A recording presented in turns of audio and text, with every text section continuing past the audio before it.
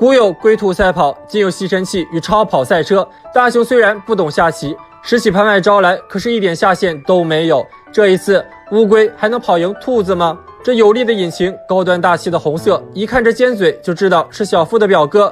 一开口即凡尔赛，全球限量50台的跑车哟，没见过吧？表哥风度翩翩，邀请静香先上了车，但这是一辆4座跑车，大雄又成了那个不配有座位的人。大雄最后的乐趣就只剩漫画了，可是漫画也早被老妈全扔了，只剩一本伟人的故事。大雄看起来简直味同嚼蜡，转而去看电视，发现蓝胖子正在看一档催眠节目，节目中辣椒面跟不要钱似的哐哐一顿撒，可是在被催眠之后，辣椒面吃起来，哎呀，咋这么甜呢？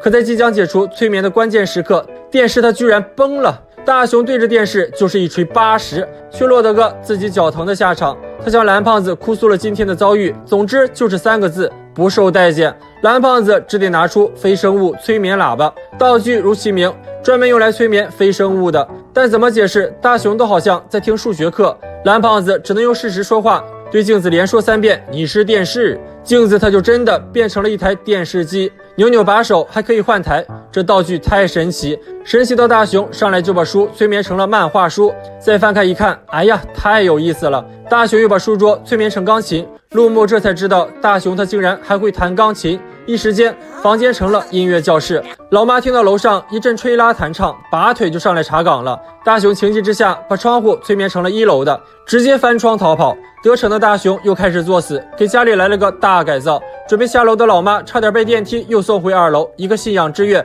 直接倒栽在坐垫飞毯上。还有蝴蝶仙贝和老妈比翼双飞，跟老妈玩这么大，不跑路绝对得送人头。于是吸尘器变跑车，而蓝胖子化身老司机上路了。大雄本以为吸尘器跟表哥那种超跑没法比，但这话蓝胖子可不爱听，反手就是一波飙车，直接变高速路上最靓的仔。本以为坐着吸尘器在路上跑会被别人笑死，没想到却被当成新款跑车赚足了脸面。这吸尘器超跑还真不是吃素的，分分钟就追上了表哥的克里斯汀娜。蓝胖子掏出喇叭，把跑道催眠成了环状赛道，势必要和表哥比个高下。两拨人皆是信心满满，倒数到0，一脚油门就飙了出去。大雄2人仅凭个吸尘器便把跑车甩开了，小夫脸上挂不住了，表哥一脚油门追了上来。蓝胖子见状直接按下最强档，分分钟甩掉跑车。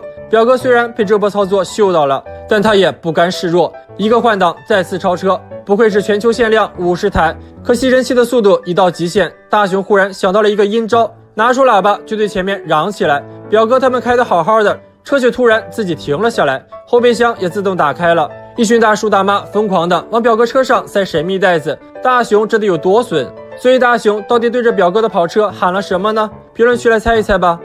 大雄跟静香约会，可却迟迟未到，直到静香找上门来，才发现大雄竟然失踪了。看厌了大雄的万年学生头，变成扫把头如何？或者来个飞机头？小伙伴们觉得哪个发型更适合大雄呢？说是要去静香家学习，是个明眼人都看得出来，他这么精心打扮，显然动机不单纯。就大雄这种人，还能想着学习时高兴的哼着小调，怕是哭都来不及吧。路过胖虎家时，大雄忽然有种不祥的预感。果然，胖虎一听大雄要去学习，慷慨地表示他家还蛮大的，可以随便学习，没问题的。见大雄不领情，胖虎血压拉满，不由分说的把他揍了一顿。媳妇儿都找上门了，大雄还没到，两人只好一起去找大雄。路过胖虎家时，两人听到了大雄凄惨的哭声，进去一看，大雄坐在垃圾堆里泣不成声。原来胖虎让他在自家学习就没安好心，摆明了就是要大雄代替他看家和打扫。静香人气属性爆表，不仅没怪大雄迟迟不来，还要一起帮忙。蓝胖子当然不会真的让小两口打扫卫生，他设置好了房屋机器人，让胖虎家的房子变成了智能机器人，可以通过电视和他交流。听到蓝胖子说屋里太乱了，房子自己都不好意思了，赶紧开始自己收拾房间里的各种杂物，就像有了生命一样，自己开始打扫起来。这么好用的道具，小伙伴们想要一个不？等到静香拿了学习用品回来时，房子里已经是干干净净的了，全自动飞毯直接送你到房间。素来最爱干净的静香看到房屋机器人把家打扫的一尘不染，都惊呆了。又得到了房子的夸奖，更是话都说不出来了。房子听说他们是想学习，立马送来了坐垫和暖炉，这氛围绝了。这时小夫也来胖虎家讨债了，虽然很惊讶，但他还是觉得自家的豪华大别墅更好。但接下来他就傻眼了，胖虎家的房子察觉到他们渴了，就自动做了现榨果汁，还会贴心的给他处理弄脏的裤子，这还不比别墅高档？又一位不速之客到访，看胖虎家没有大人，非要强买，甚至追到了屋子里面。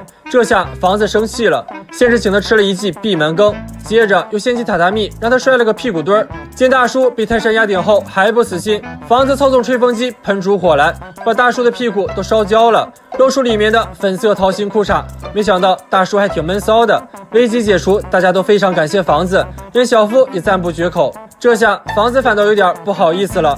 很快大家完成了学习任务，房子让他们放心的去玩吧，看家的任务交给他就好了，而且还主动把胖虎以前从大家那里借来的东西还给了他们。正在空地上摸鱼的胖虎看到大雄他们竟然要去玩耍，还说房子自己会看家，将信将疑的决定回家看看。到家之后，房子自动给他开了门，还把胖虎踩出来的脏脚印擦干净了，收好胖虎乱丢的东西。房子又给胖虎送去了果汁和点心，可是胖虎却一点也不尊重房子的功劳，不仅乱扔垃圾，还嫌弃房子太老旧。房子被胖虎的话伤透了心，掀起榻榻米把胖虎从2楼扔了下去，说什么也不给胖虎开门了，还让胖虎明白什么叫做水管成精。所以胖虎今晚还敢回家吗？